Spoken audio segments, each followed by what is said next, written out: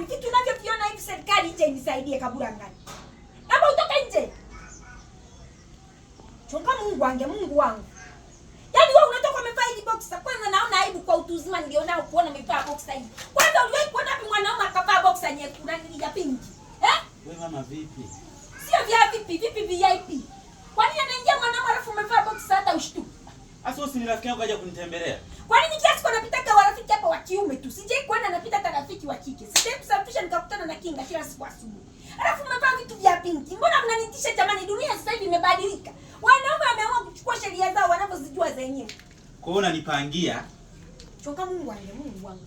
Jamani, mbona mnakaa uchi alafu ni jinsia moja jamani? Wenye kiti wako wapi waje wanisaidie? Nani? Huyu mama mwenye nyumba anachonga sana mwana. Yaani sio nachonga, dunia sasa hivi imebadilika. Dunia imevaa skin tight jamani. Wanaume wanafanya vitu ambavyo havistahili. Wanaume wamekuwa wanawake. Na hapa jamani uwame. Siwezi kuvumilia. Wewe mama, kwa napo wewe kinachostaajabisha ni kipi sasa? Huyu rafiki yangu kaja kunitembelea. Hivyo huoni kama kuna joto? Wewe unampia nini? Naufia dunia ilivyovaa skin tight jamani. Kwa nini mnakaa wa kiume kila muda mko huko chumbani? Wewe nisikilize. Huu msala niachie. Naomba serikali nisaidie jamani. Mimi nasikia mpaka kizazi kinatetemeka. Kwa dunia sasa hivi wanaume wanafanya vitu vya ajabu. Kwa nini anaingia wanaume tu? Alafu mpo uchi hata amshtuki. Sasa endelea kuongea, ukichoka utaondoka, sawa?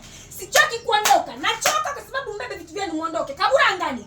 Yaani naomba bebe vitu vyako uondoke. Naomba na mimi na watoto wa kiume jamani. Hivi vitu vinatisha. Kabura angani. Ondoka huko ndani. Nirudishie kodi kama nataka niondoke. Yaani kodi yangu nafu mambo na